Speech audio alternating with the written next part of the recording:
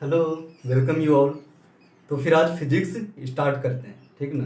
सबसे पहले ये अपना पेन ले लो और नोटबुक ले लो ताकि चीज़ों को नोट करते रहो और आगे रिवीजन में दिक्कत ना आए, ठीक ना।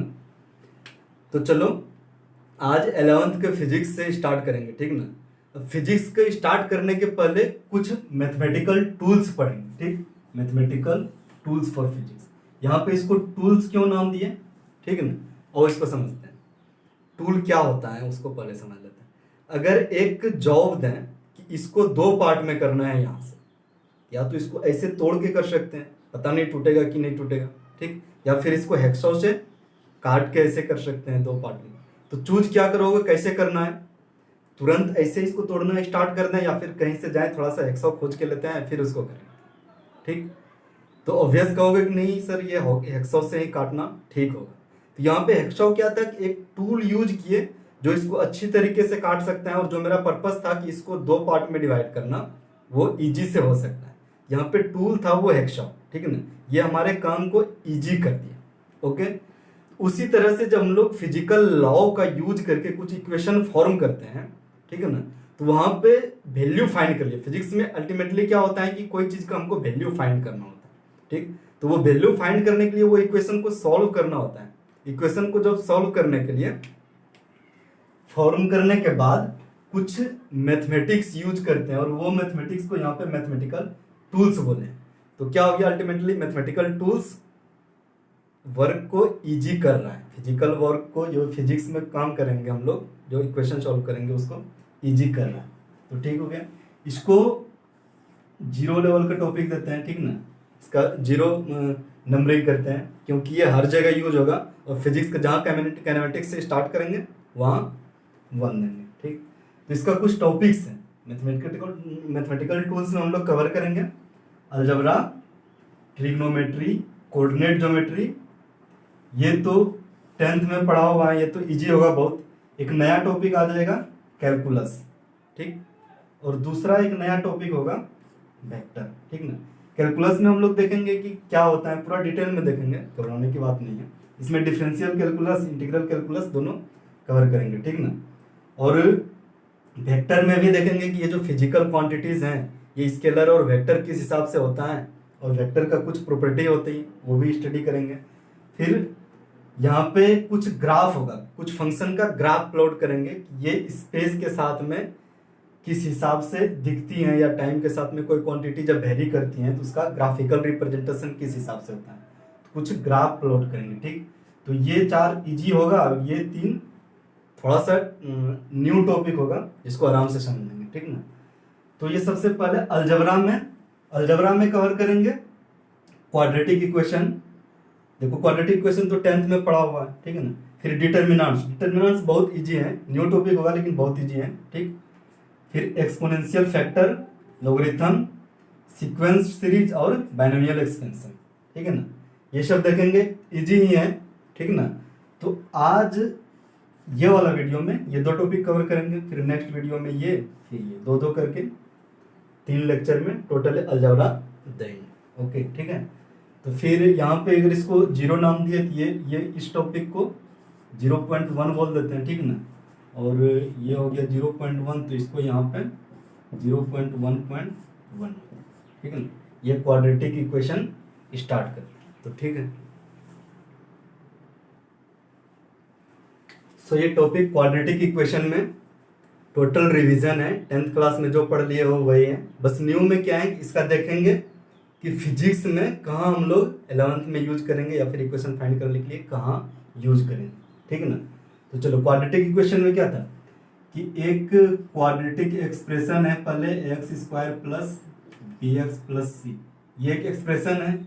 इसको इक्वेट कर दिए कोई क्वांटिटी का तो ये इक्वेशन बन गया। और क्वाड्रेटिक इक्वेशन के लिए ये वाला टर्म 0 नहीं होना चाहिए, मतलब मैक्सिमम पावर x पे 2 होना ही चाहिए, तब वो क्वाड्रेटिक होगा, ठीक है ना। तो ये क्या हो गया, condition a must not be equal to 0, ठीक।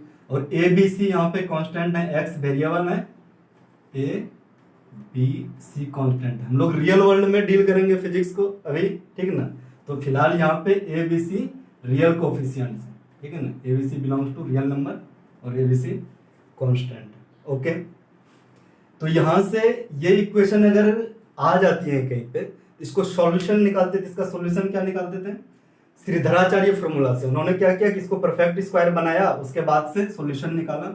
उन्होंने सॉल्यूशन दिया कि इसका दो सॉल्यूशन होगा, x equal to minus of b plus minus under root b square minus 4ac by 2। ठीक है ना। यहाँ पे क्वाड्रेटिक इक्वेशन था इसका, तो कितना, दो रूट्स था। ठीक है ना। तो यहाँ पे दो रूट्स दिख रही हैं। फर्स्ट रूट अगर अल्फा लो तो इसका वैल्यू यहाँ पे लिख लो minus b minus under root b square minus 4ac by 2a। और दूसरा रूट अगर बीटा एज्यूम करते हो, ठीक है ना, तो बीटा का वैल्यू क्या हो जाएगा, minus of b plus under root b square minus 4ac by 2। ठीक। तो यहाँ से इसका दो रूट्स आ गए।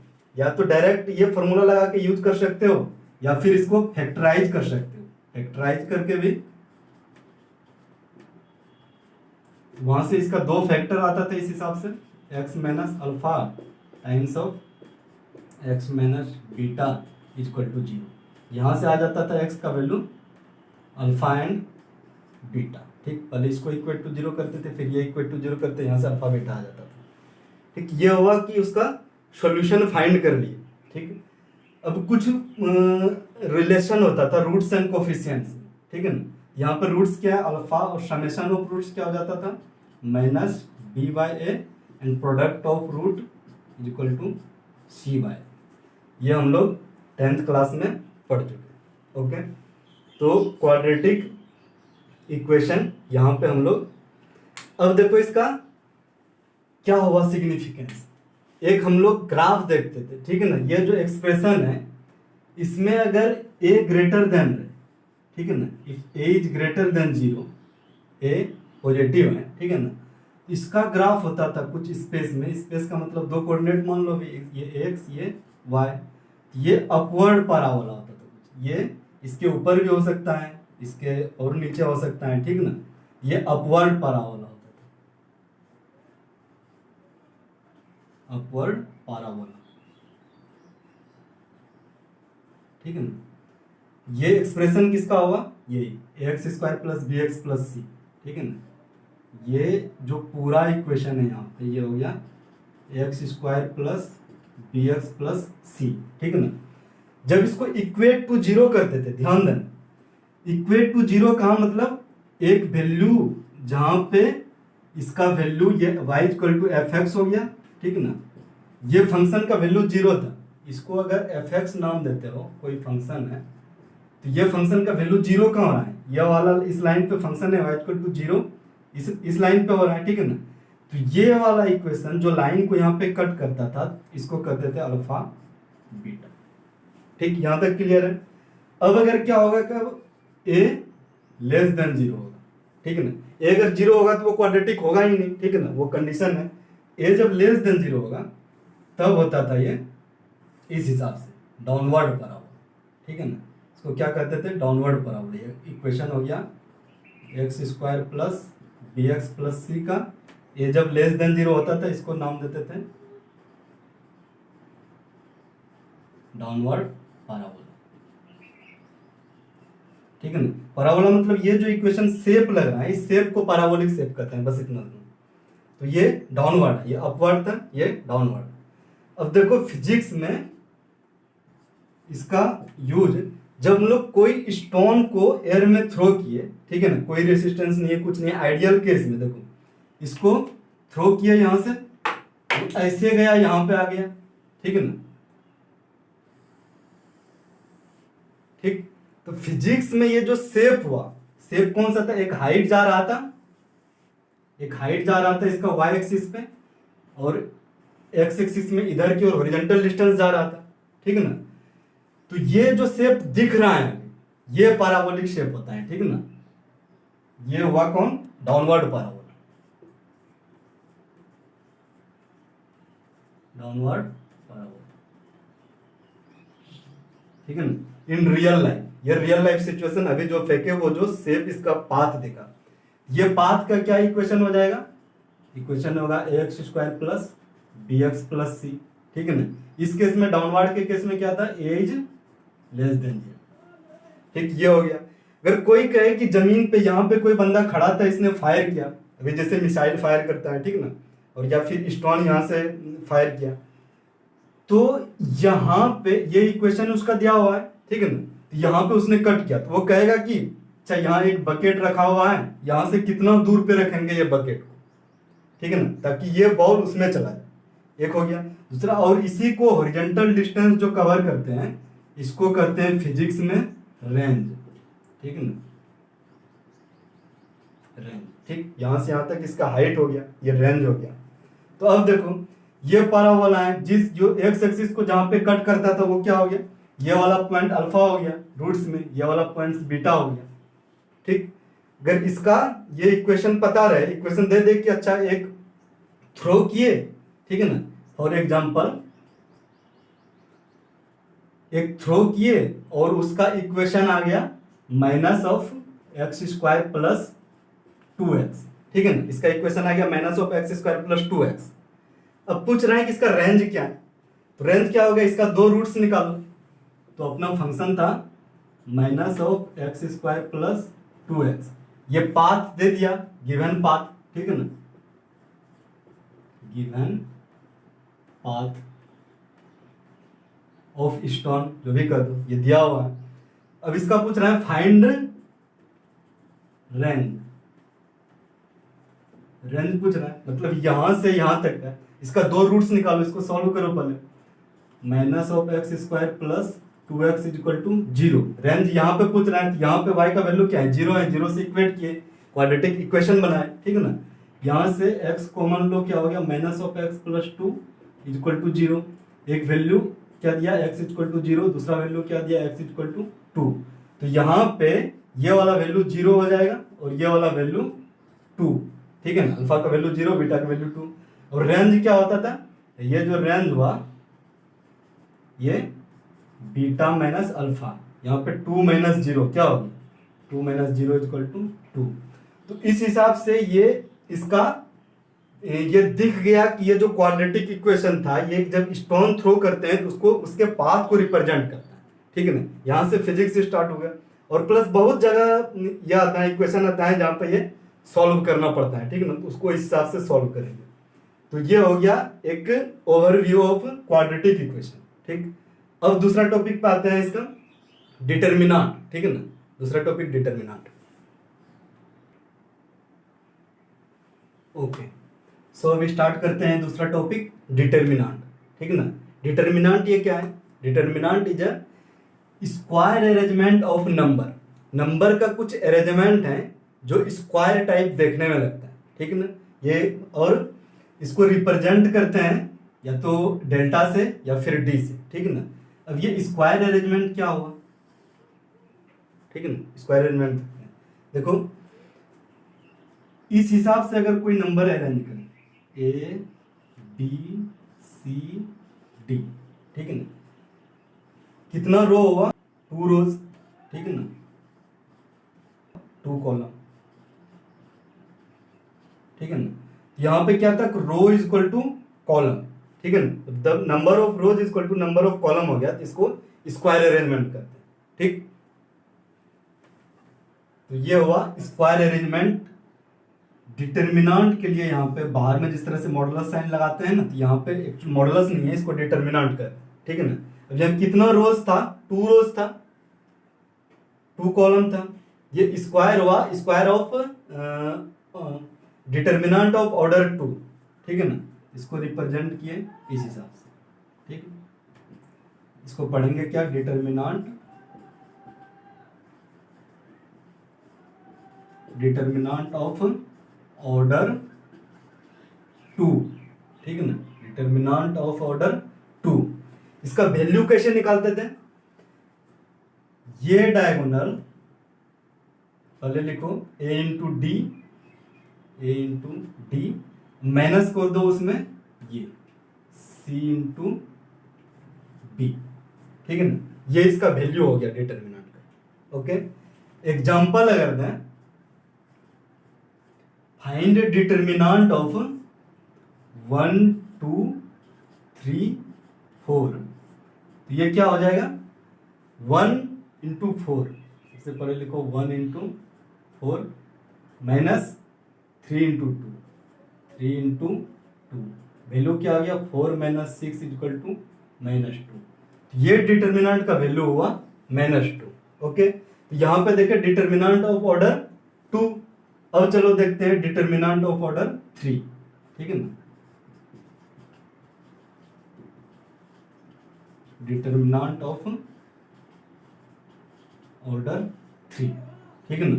इसका रिप्रेजेंटेशन इस हिसाब से करेंगे, यहाँ पे 3 लिखेंगे।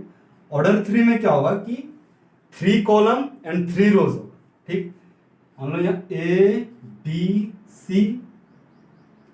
D E F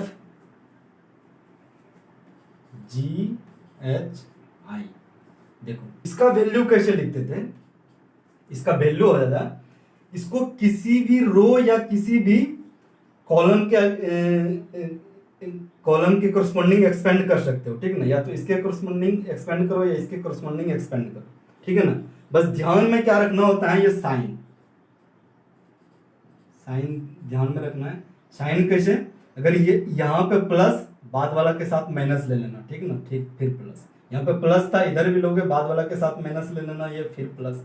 यहाँ पे माइनस था, अगर इसके अलोंग अगर एक्सपेंड करते हो तो ये प्लस, ये माइनस, ठीक है ना। अल्टरनेट, बस साइन जो है ना अल्टरनेट होता रहता है। स्टार्ट करना है यहाँ पे प्लस से, इस हिसाब से इसका कुछ ये लेना है, ठीक। तो यहाँ पे लो, पहले प्लस था, प्लस ए लिखो, ठीक है ना। अब ए इसको ढक दो, ये रो ये कॉलम ढक दो, क्या बचा ये वाला, इसका डिटर्मिनेंट, इसको इसी तरह से लिख EFHI, हो गया। अब चलो, अभी जो है ना इसके अलोंग एक्सपेंड कर रहे हैं, तो यहाँ पे अब क्या माइनस साइन लेना था, यहाँ पे लो -B, ठीक, -B। इस बार क्या हुआ कि ये इसको ढक दो और ये वाला को ढक दो, ये और ये नहीं है तो दिख रहा है क्या, ये 4, यहाँ पे बच गया DF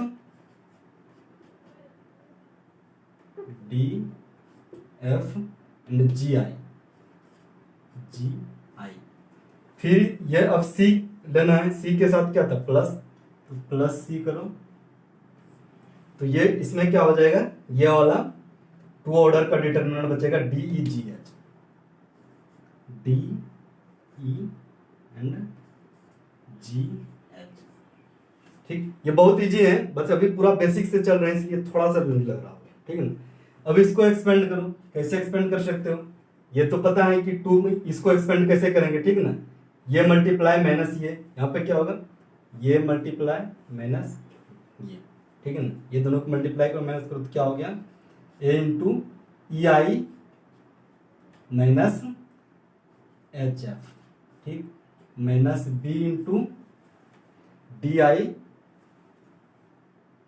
अच्छा सॉरी, देखो यहाँ पे जब A से एक्सपेंड किए थे, हाँ ठीक है, ठीक, B के साथ में क्या हो जाएगा DI - GF, ठीक, प्लस C के साथ में क्या हो जाएगा DH - G, DH - G,